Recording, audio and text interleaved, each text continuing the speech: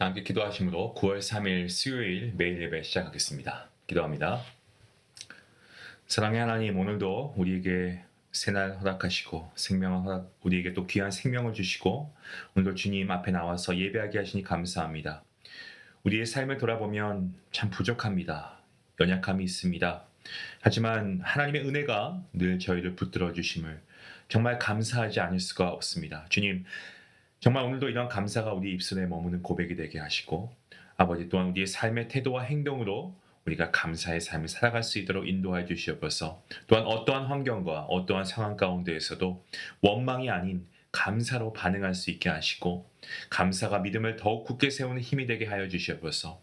오늘 이 예배가 감사로 시작하여 찬양과 말씀, 기도 속에 감사가 더욱 풍성이 넘치는 시간이 되게 허락하여 주시옵소서. 이 모든 말씀 우리 주 예수 그리스도의 이름으로 기도하옵나이다. 아멘. 찬송가 255장 함께 하시겠습니다.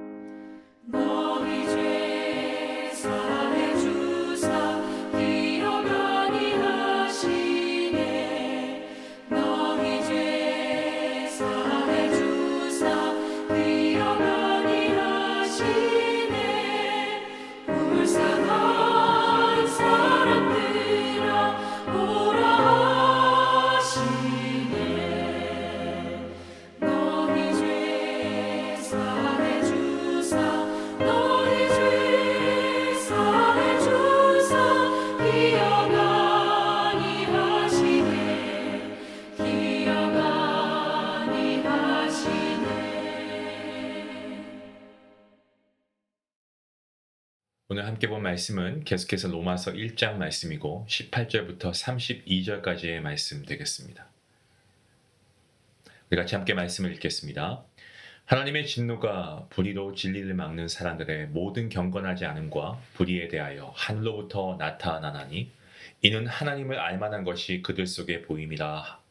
하나님께서 이를 그들에게 보이셨느니라.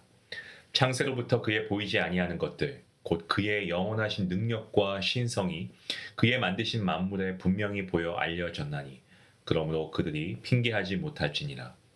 하나님을 알되 하나님을 영화롭게도 아니하며 감사하지도 아니하고 오히려 그 생각이 허망하여지며 미련한 마음이 어두워졌나니 스스로 지혜 있다 하나 어리석게 되어 썩어지지 아니하는 하나님의 영광을 썩어질 사람과 새와 짐승과 기어다니는 동물 모양의 우상으로 바꾸었느니라. 그러므로 하나님께서 그들의 마음을 정욕대로 더러움에 내버려 두사 그들의 몸을 서로 욕되게 하게 하셨으니 이는 그들이 하나님의 진리를 거짓 것으로 바꾸어 피조물을 조물주보다 더 경배하고 섬김이다. 주는 곧 영원히 찬송할 이시로다. 아멘. 이 때문에 하나님께서 그들을 부끄러운 욕심에 내버려 두셨으니 곧 그들의 여자들도 순리대로 쓸 것을 바꾸어 영리로 쓰며 그와 같이 남자들도 순리대로 여자 쓰기를 버리고 서로 향하여 음욕이 불일 듯하매 남자가 남자와 더불어 부끄러운 일을 행하여 그들의 그들 때문에 상당한 보응을 그들 자신이 받았느니라.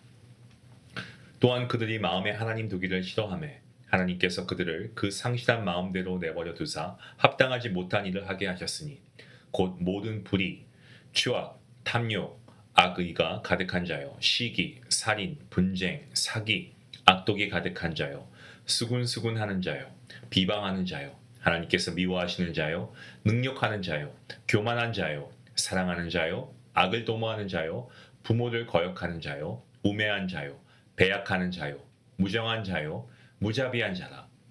그들이 이 같은 일을 행하는 자는 사형에 해당한다고 하나님께서 정하심을 알고도 자기들만 행할 뿐 아니라 또한 그런 일을 행하는 자들을 옳다 하느니라. 아멘. 사람들이 가장 크게 환호하는 순간 기쁜 소식이 전해질 때입니다. 전쟁터에서 승리 소식을 전하는 전령이 달려와서 외친 이 유앙겔리온이라고 하는 것은 백성들에게 복음, 기쁜 소식이었습니다.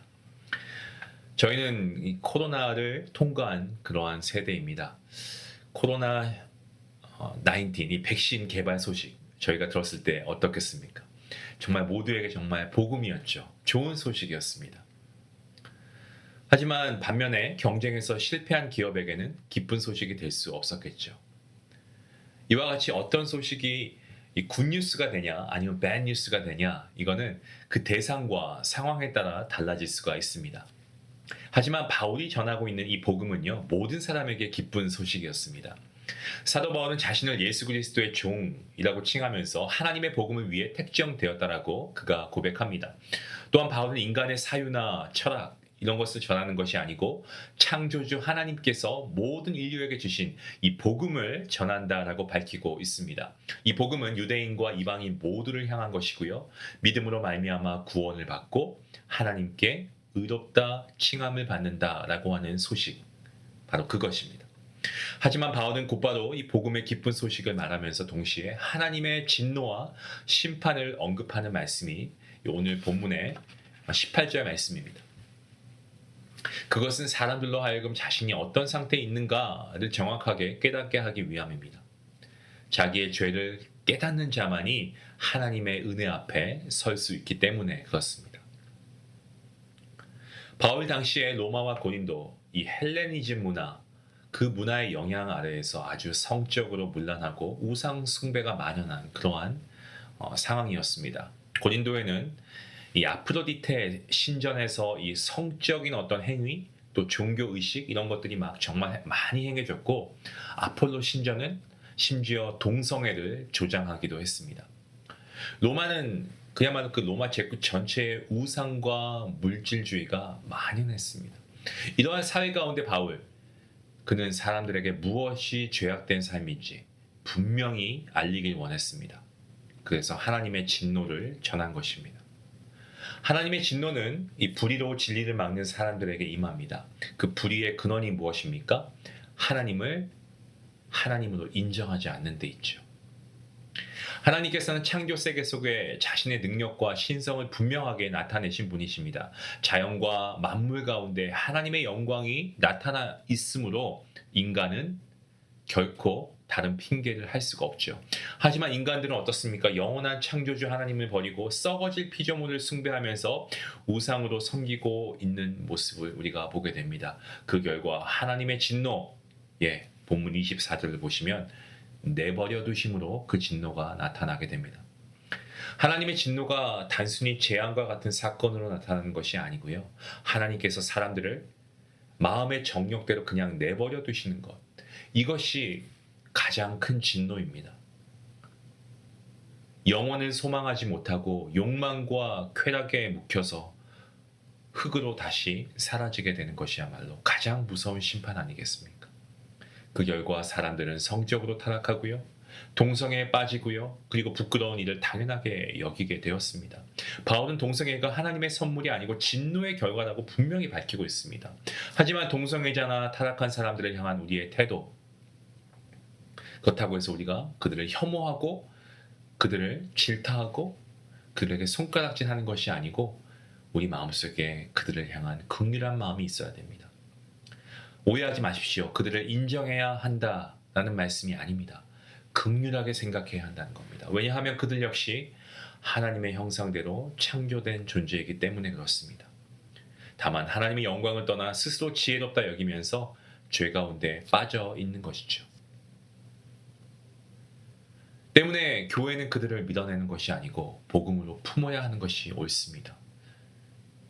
선교 현장에서 성 정체성의 혼란 가운데 복음을 받아들인 그러한 이들의 이야기, 하나님의 은혜가 모든 죄인을 새롭게 하신다는 사실을 증거합니다. 바울은 하나님께서 내버려 두신 사람들의 삶을 또한 오늘 말씀에서 분명하게 보여주고 있습니다. 어떠한 삶을 살고 있습니까? 성적 타락으로 그치는 것이 아니고 온갖 악행을 다 저지르고 있습니다. 온갖 불의를 다 자행하고 있습니다. 시기하고 살인하고 분쟁하고 교만하고 부모에 대해서 거역하고 무자비하고 본문 29절부터 31절까지 보시면 무려 21가지 죄악을 아주 열거해 놓고 있습니다.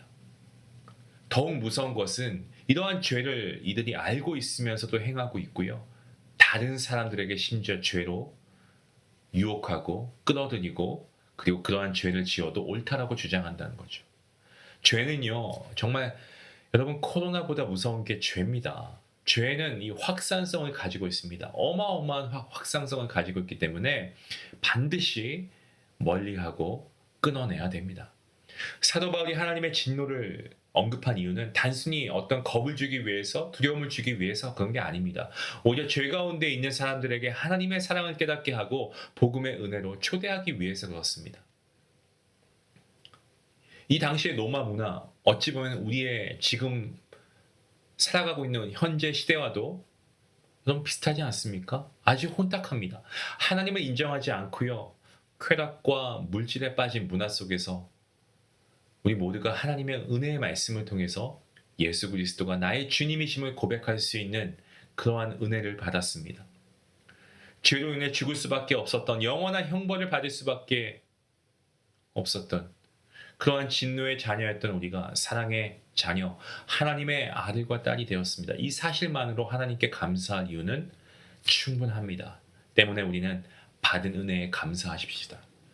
여전히 하나님의 초대에 응하지 못한 이들을 향해서 긍휼한 마음을 가지고 이들을 위해서 우리가 기도할 수 있기 원합니다. 하나님께 올려드릴 수 있기 원합니다. 죄를 멀리하되 죄인들은 사랑으로 품어야 합니다. 복음은 우리를 구원하신 주님의 능력입니다.